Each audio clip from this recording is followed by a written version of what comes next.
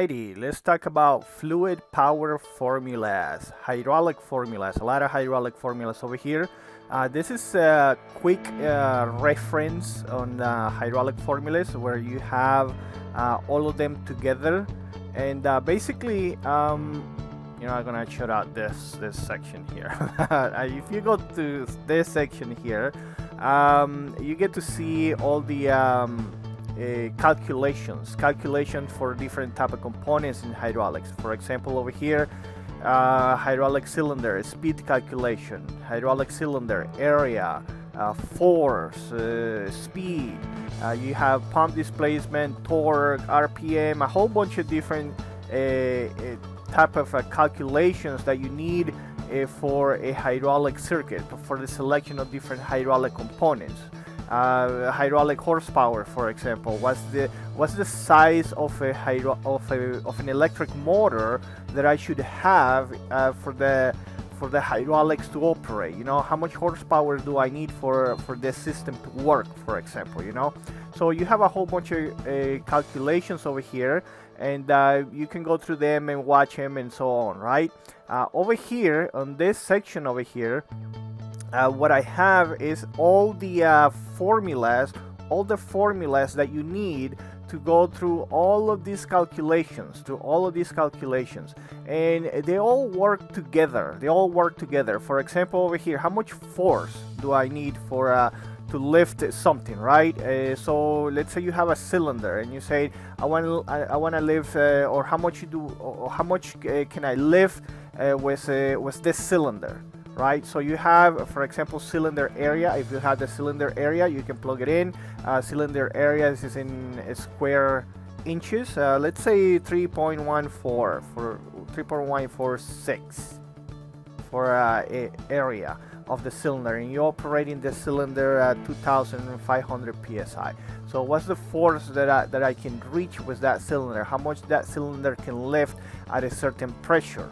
So over here you plug in the numbers and it gives you that you can lift up to 7,854 pounds, right?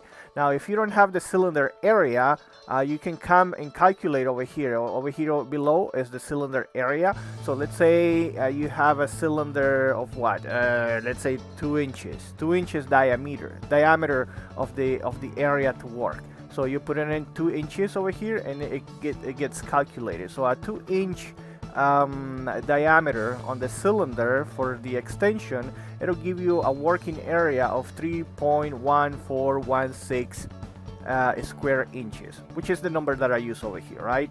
So you have a whole bunch of formulas in which you can plug in the numbers and it can give you the results. It can give you quick results. GPM, what's the GPM? You can have the RPM of the pump. 1800 RPM, for example, is something standard. Let's put on 1750 because we're gonna include some efficiency on the motor. The formula is not gonna give you efficiencies, so you have to have some room for the efficiencies for it to work. Not calculate something so close. The equation is gonna give you, is gonna throw a number, but it's up to you to make it a little bit bigger when you calculate the different components. So the RPM, I including some efficiency for the electric motor. So I don't put 1800 RPM. I put 1750, right? So let's say displacement of the pump in cubic inches.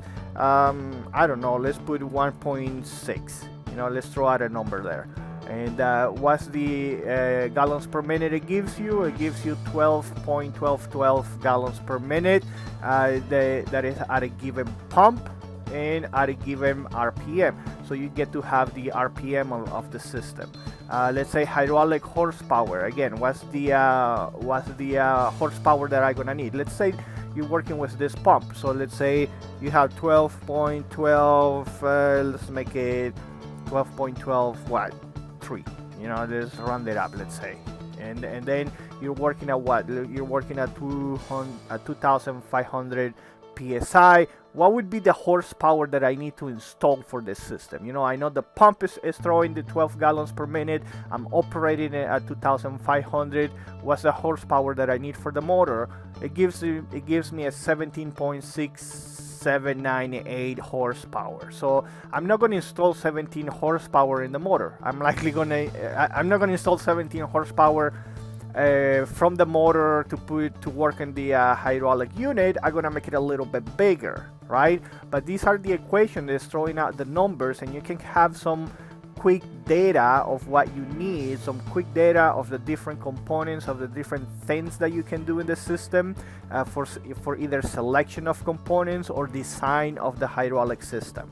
So it is a quick reference, and it gives you different formulas, and they all go connected together. You know, cylinder area on retract, the EREA, effective rod end area of the cylinder, which is basically, let's say you have a diameter of 2 inches on one side of the cylinder, on the blind end, and on the rod end, the rod diameter, let's say you have a 1-inch rod.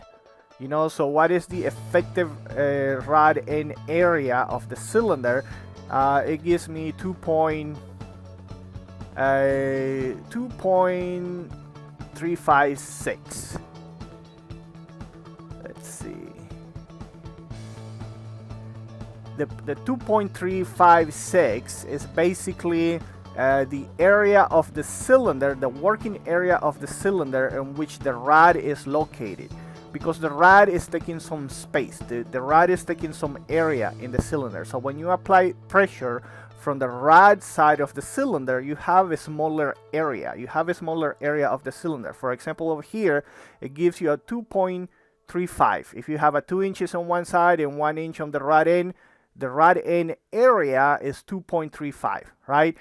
In difference, if you have just the cylinder area over here that is 2 inches, you have a bigger area of 3.1416 square inches. You know, so there's some quick references over here which you can use to calculate different components on the hydraulic, different forces, and so on.